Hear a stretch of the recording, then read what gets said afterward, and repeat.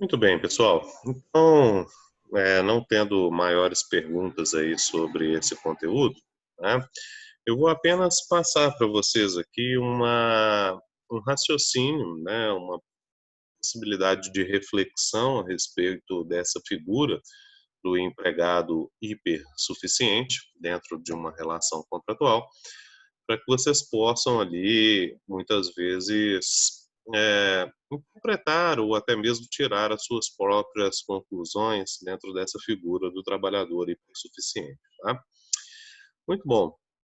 Nós vimos, né, quando falamos na aula passada, sobre o elemento fático jurídico de maior importância e relevância, né, para as relações de emprego, né, as relações trabalhistas que se afiguram como relação de emprego.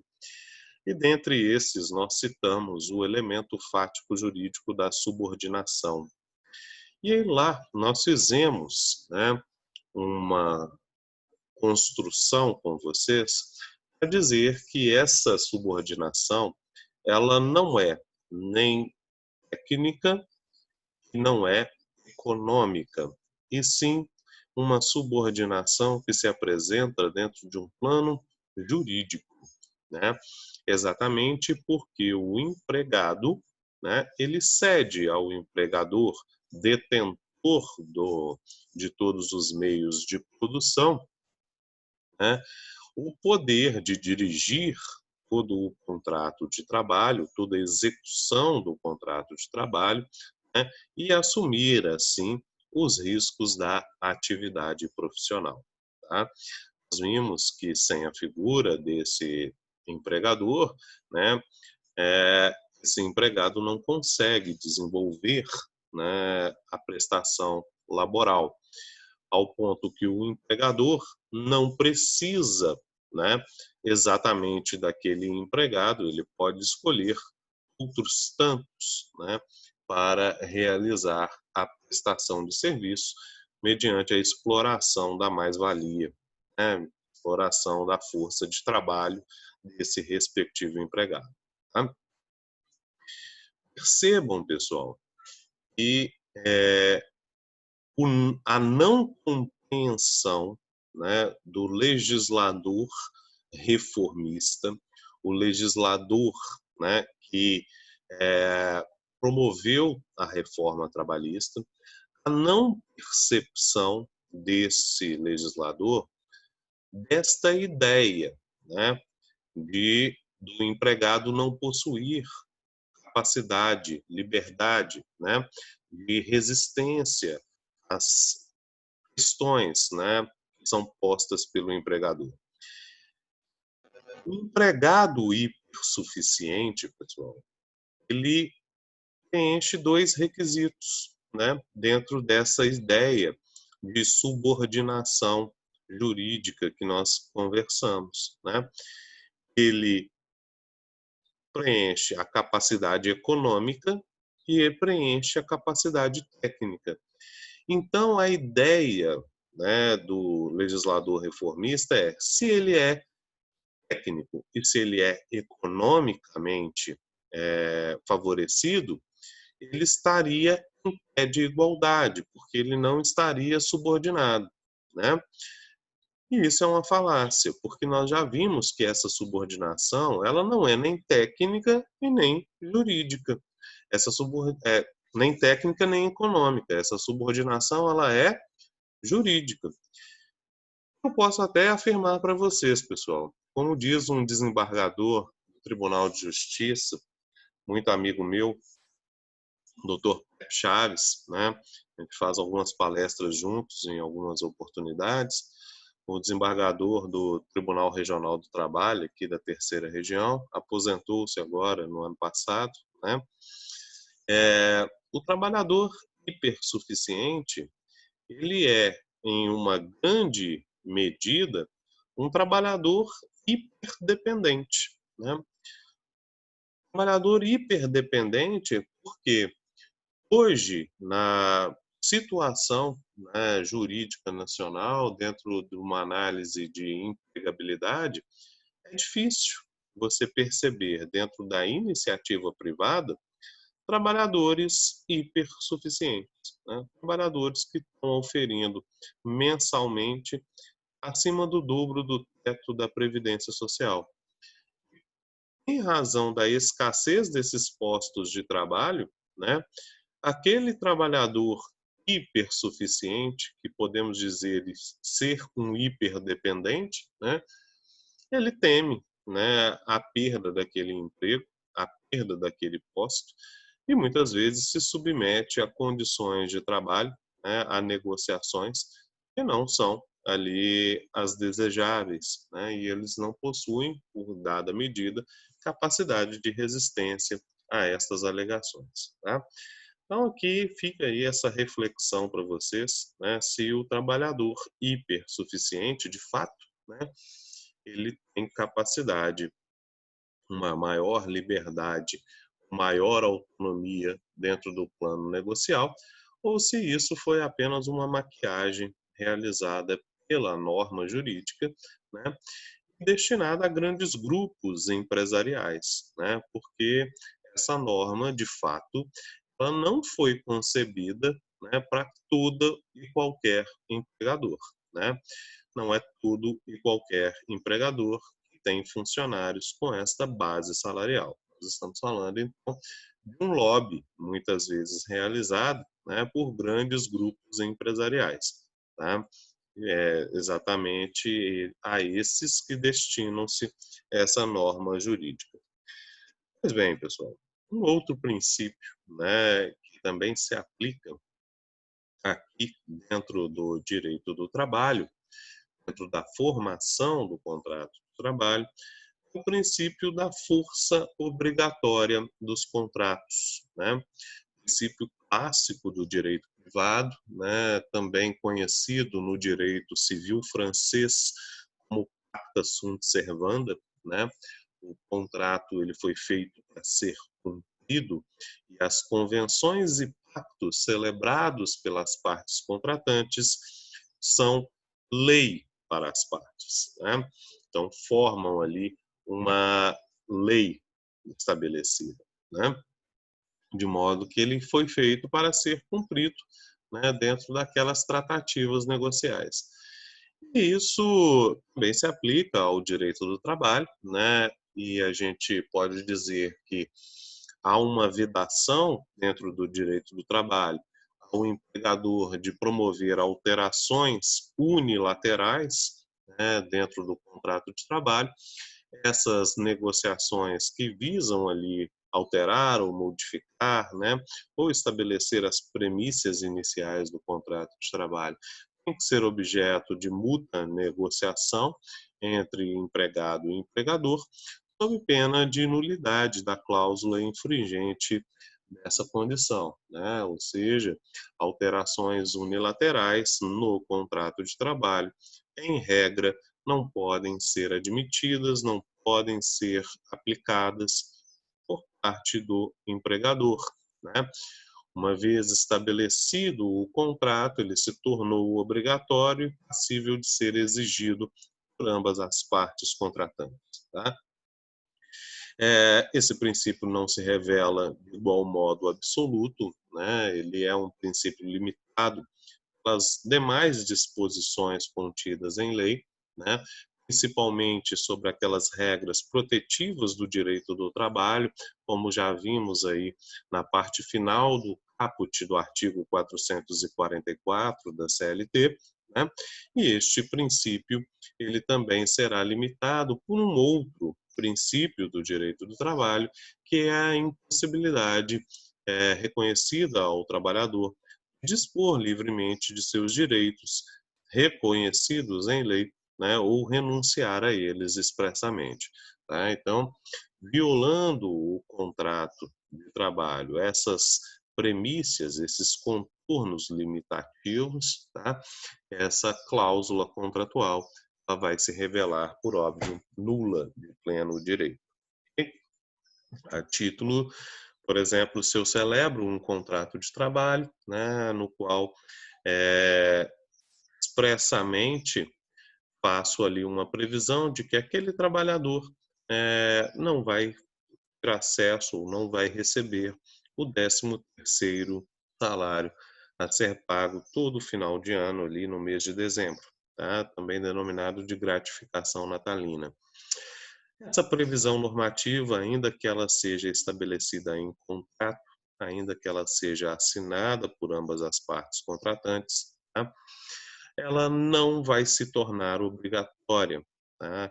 Exatamente porque não é dado ao trabalhador a disposição desse direito expressamente reconhecido por lei, de modo que essa cláusula que infringiu essa condição, né, ela será tida como não lida dentro daquele contrato, ou seja, ela será interpretada como uma cláusula inexistente. E se de fato, né, esses 13º não forem pagos, tá, o trabalhador ele terá ação, né, para resgatar ali esses 13º não adimplidos dentro do curso do contrato de trabalho, né, e o reconhecimento da nulidade contratual prevista ali naquele instrumento, ok? Então essa é a ideia do princípio da força obrigatória dos contratos, né, do pacta sunt servanda, que aplica ao contrato de trabalho, porém também não de forma absoluta. Tá? O outro princípio que nós vamos discorrer sobre ele, tá, é exatamente o princípio da indisponibilidade, né, ou da irrenunciabilidade. É um princípio jurídico que onde se reconhece que o trabalhador não pode livremente dispor de seus direitos expressamente reconhecidos em lei, né? Essa disposição somente se afigura possível, né, dentro dos limites e contornos previstos, né, pela Constituição da República de 88 e das previsões da CLT no artigo 611-A e B, né, da CLT, aos sindicatos profissionais da categoria, né, e de igual modo se aplicando ali ao trabalhador hipersuficiente, tá? Salvo essas duas hipóteses, negociação feita por convenção coletiva ou se tratando de empregado hipersuficiente, o trabalhador ele possui restrições, né, para dispor livremente dos direitos que são reconhecidos a ele em lei, exatamente porque entendeu, né, o legislador, que o trabalhador, numa situação de vulnerabilidade, ele poderia dispor livremente desses seus direitos a fim de estabelecer a contratação, né, a fim de realizar a contratação. De modo que esta restrição, né, ela ainda que venha a ser maquiada num contrato, né, num instrumento contratual, ela se revela nula de pleno direito e o trabalhador poderá, né, resgatar ali aqueles direitos não pagos, não respeitados, né, que eventualmente tenham sido gerados nessa relação contratual. Ok? O outro princípio, pessoal, que vamos discorrer aqui para ele, né, é o princípio da presunção em favor do empregado, né, de condições mais favoráveis, tá, ao contrato de trabalho. Isso significa, pessoal, que no momento em que vamos interpretar o contrato de trabalho, nós vamos sempre buscar, né, diante de uma ausência normativa expressa ou diante de uma previsão contratual expressa, né, aquela interpretação que se revele, se demonstre mais adequada, né, mais benéfica à figura do trabalhador. Tá? A título de exemplo, vamos imaginar o seguinte: eu tenho um contrato de trabalho. Né? Esse contrato de trabalho foi verbal, feito de forma verbal. Ele durou apenas 90 dias. Tá? Após os 90 dias, esse contrato de trabalho se encerrou. Okay? e o empregador, no encerramento daquele contrato de trabalho, não pagou, tá, a multa fundiária de 40% do Fundo de Garantia por Tempo de Serviço, tá? Também não concedeu aviso prévio à figura deste empregado, tá? Bom, diante de uma contratação verbal, tá, é ônus do empregador comprovar, por exemplo, que aquele contrato de trabalho celebrado era um contrato de trabalho a título de experiência, tá? Conforme artigo 445 da CLT, um prazo máximo de 90 dias, tá? Razão pela qual, fim do caso, não haveria necessidade de aviso prévio, né? E fim do prazo, né, extinto a relação contratual, também não haveria necessidade de pagamento de multa de 40%. É ônus do empregador comprovar essa forma de contratação.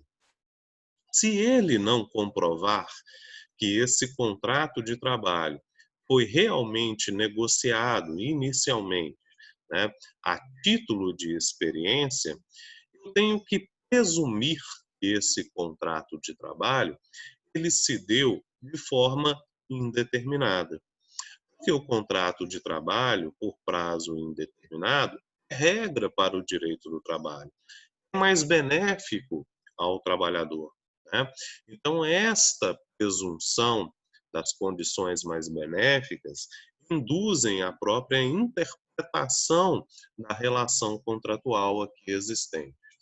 Prova disso está contido na súmula 212 do Tribunal de Justiça, do Tribunal Superior do Trabalho. Tá?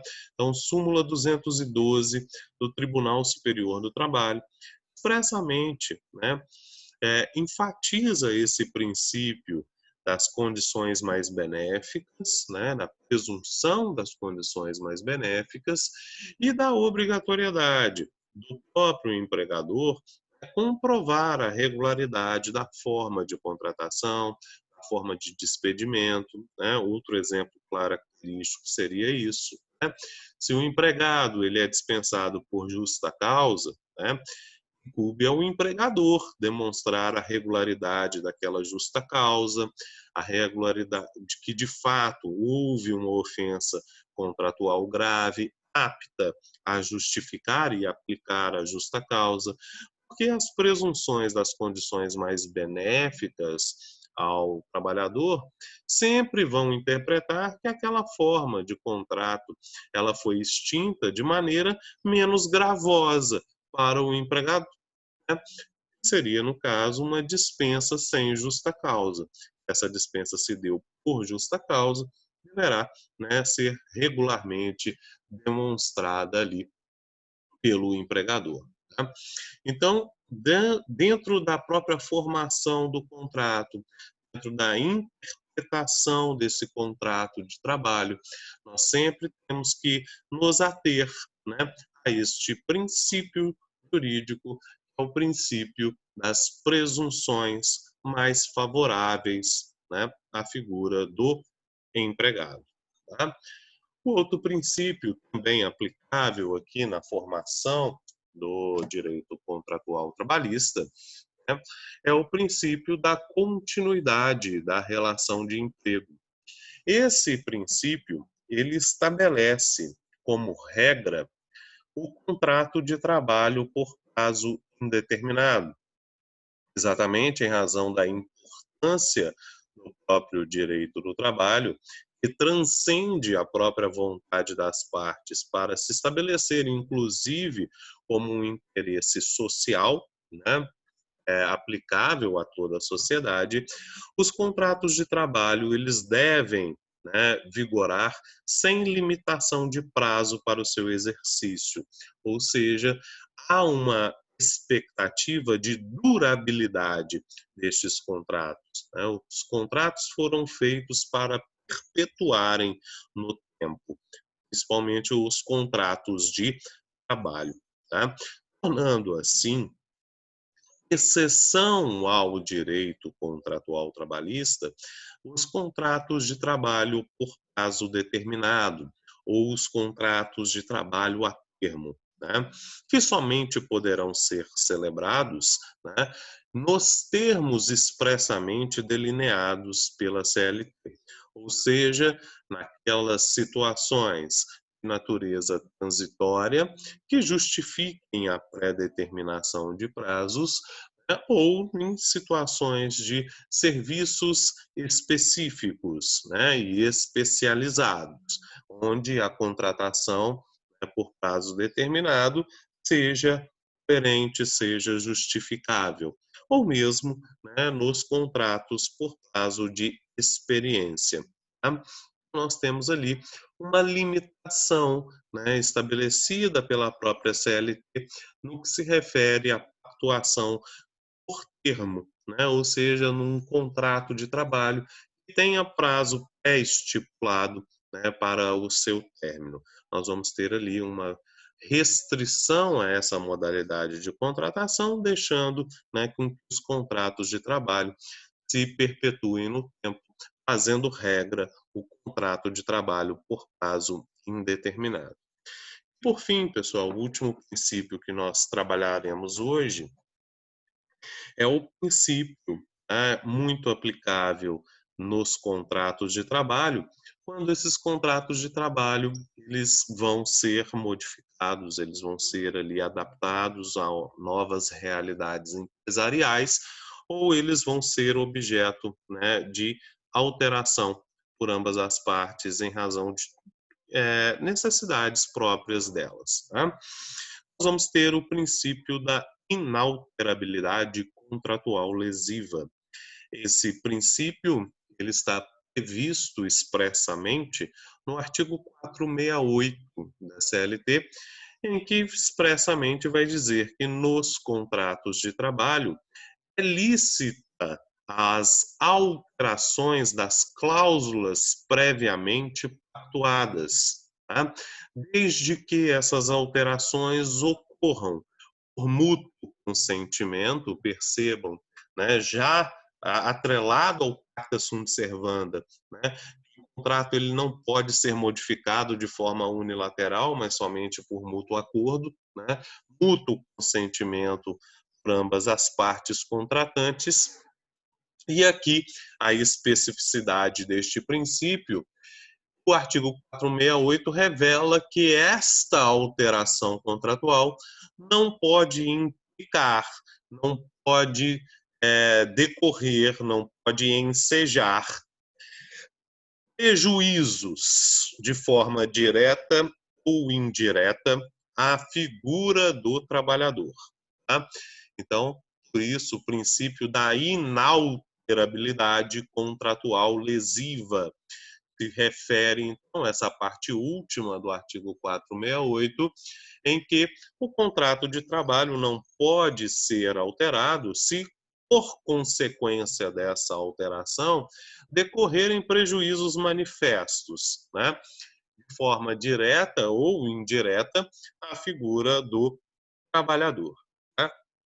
Muito bem, pessoal. Neste aspecto, muito importante que vocês entendam essa característica, tá? Esse prejuízo a que se refere o artigo 468 da CLT não é todo e qualquer prejuízo suportado pelo empregado. Tá? O que quero dizer com isso? Eu não me refiro, nessa condição, à esfera íntima do empregado, às suas circunstâncias de caráter meramente pessoal. Tá? Nós temos contornos objetivos para determinar este prejuízo direto ou prejuízo indireto. Esses contornos objetivos estão na economicidade do contrato, ou seja, daquela alteração contratual. Ela vai estabelecer ganhos menores para o trabalhador, tá? Dentro de uma perspectiva patrimonial, econômica. Tá? ela, dentro dessa perspectiva patrimonial, econômica, por exemplo, ela pode ser direta, quando a negociação, por exemplo, retira a base de comissão, quando essa alteração ela reduz salário. Tá? Agora, esta alteração ela pode se vir também de forma indireta, mas estabelecer uma perda econômica, como, por exemplo, eu faço uma alteração funcional do empregado.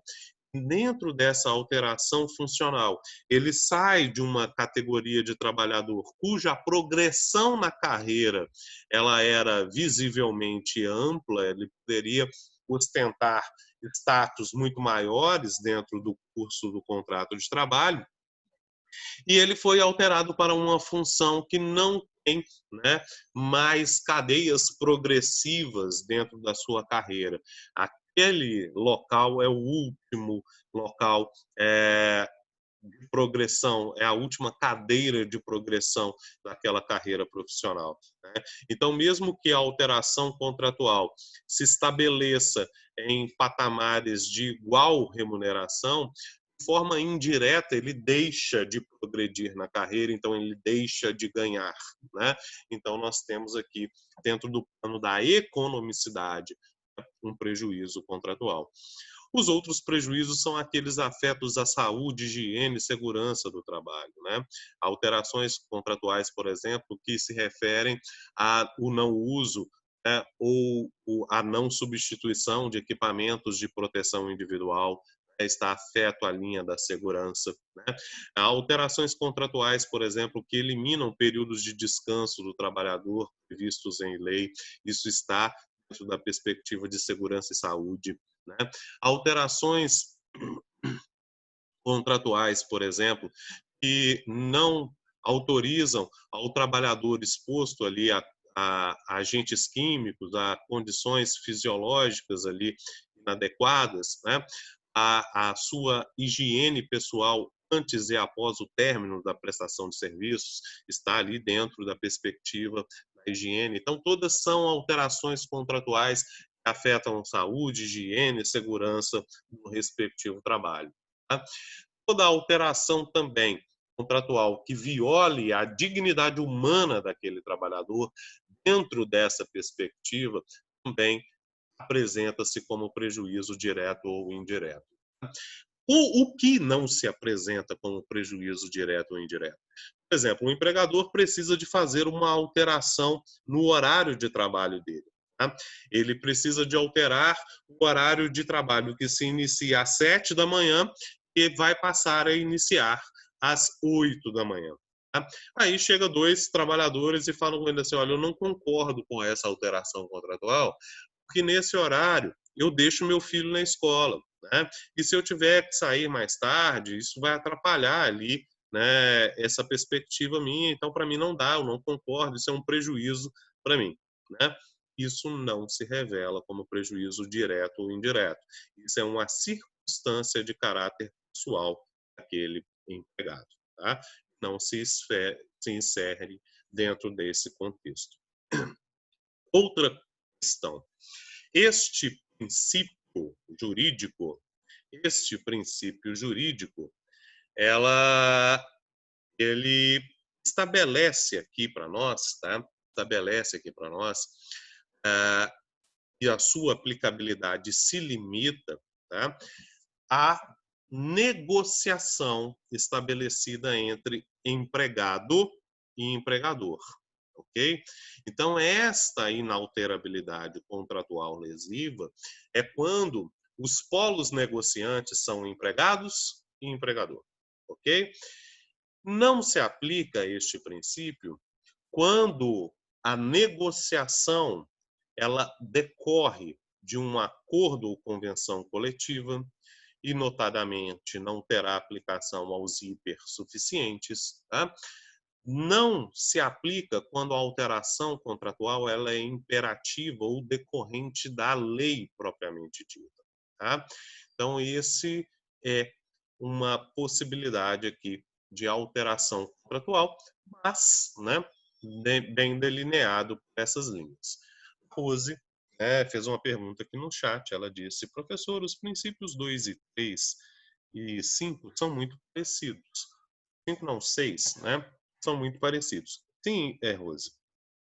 Todos esses princípios, não é que eles são muito parecidos, eles vão ter, né, um requisito que os identifica, né, e notadamente os torna um princípio único, mas todos eles são autocomplementares, tá? Podemos dizer que todos estes princípios, eles estabelecem uma cadeia unificada, né? Eles se interlaçam dentro da relação jurídica contratual, né? Por isso, podemos dizer que eles se autocomplementam dentro dessa legislação.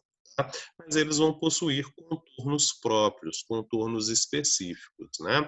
Autonomia da vontade, ele vai dizer lá da liberdade, né? Da autonomia que as partes têm para negociar, autonomia que não se revela absoluta, né? Mas eles vão ter ali possibilidade de escolha no que se refere a contratar, a não contratar, né? Com quem contratar, qual vai ser o conteúdo deste contrato de trabalho, limitado, claro, né, sobre as regras que aqui estabelecemos. O princípio da força obrigatória dos contratos, ele vem dizer expressamente que o contrato, uma vez celebrado, ele deve ser cumprido, ele estabelece lei entre as partes, né, de modo que ele não pode ser alterado, né, de forma unilateral por apenas um dos contratantes. Então, percebam a característica que identifica este princípio, né, é a obrigatoriedade das tratativas que foram ali celebradas, né? O princípio da inalterabilidade contratual lesiva, que nós mencionamos aqui agora, ele tem uma característica para dizer, olha, o contrato de trabalho somente poderá ser, né, alterado, tá? Ele somente poderá ser alterado, mas razão de mútuo consentimento e decorrente, desde que essa alteração não se revele lesiva, né, desde que essa alteração não se revele ali prejudicial às partes, tá? No que se refere à presunção das condições mais favoráveis, nós vamos estar falando na perspectiva da interpretação do contrato, em que ele deve ser interpretado sempre de forma mais benéfica à figura do trabalhador. O princípio da continuidade da relação de emprego. Nós estamos dizendo que os contratos de trabalho, uma vez celebrados, eles devem perpetuar no tempo, tornando exceção os contratos de trabalho no caso terminado. Então, percebam, cada um destes princípios, muito embora eles se correlassem, né, eles se entrelaçam, se autocomplementam, né, eles possuem contornos próprios e específicos que os individualizam. Tá? Aqui vem a Joelma, me pergunta se eu posso dar um exemplo de um caso de não aplicação desse princípio em decorrência da norma, da lei. Claro, veja bem, Joelma, nós tivemos recentemente, né, uma reforma trabalhista, né, promovida pela Lei 13.467. Tá? Essa reforma trabalhista, ela alterou, por exemplo, né, o conceito do que se entende sobre salário. Né? O conceito anterior a essa norma jurídica estabelecia, né, para além da simples contratação, a simples pagamento feito pelo empregador como decorrente da contratação, né, da prestação de serviços, diversas outras situações que se entendiam como salário, como, por exemplo, as ajudas de custo eram entendidas como salário, né? As diárias de viagem superior a 50% eram entendidas como salário, né? Os prêmios pagos pelo empregador eram entendidos como salário. E todas essas, né, premissas que compõem tinham um salário, formavam base para cálculo de FGTS, formavam base para incidência de contribuição previdenciária, formavam base para férias, formavam base para 13º, formavam bases para aviso prévio, do dia para a noite, com uma canetada do legislador, ao editar, né, a Lei 13.467, conhecida aí como reforma trabalhista, deixaram de ser bases salariais, tá? Essa alteração, ela induz, dentro do plano da economicidade, um prejuízo direto, um prejuízo manifesto à figura do trabalhador, né, que passa a ganhar menos dentro dessa perspectiva. Né? É uma alteração que vai ter impacto nos contratos de trabalho em curso, terão impacto nos contratos de trabalho vigente, mas não tem aplicação do princípio da inalterabilidade contratual lesiva, que essa alteração não provém de uma negociação feita entre empregado e entre empregador, mas sim em decorrência, né, da própria previsão normativa. Ok? Muito bem, pessoal. Alguém quer me fazer mais alguma pergunta, algum esclarecimento que deseja? Não, não, tranquilo. Tudo bem? Ok. Aqui no chat também não veio mais ninguém, né? Pessoal, então nós encerramos o conteúdo da base principiológica, tá? Esse conteúdo da aula 2 que está disponível aí para vocês. Essa aula aqui vai ficar gravada, daqui a pouco eu subo e alimento lá o conteúdo, tá? E daqui a pouquinho também envio para vocês aí a programação de atividades avaliativas que vamos desenvolver para que vocês possam aí se organizar e se previamente agendar. Tá bom? Muito obrigado a todos. Boa manhã de segunda-feira. E é isso.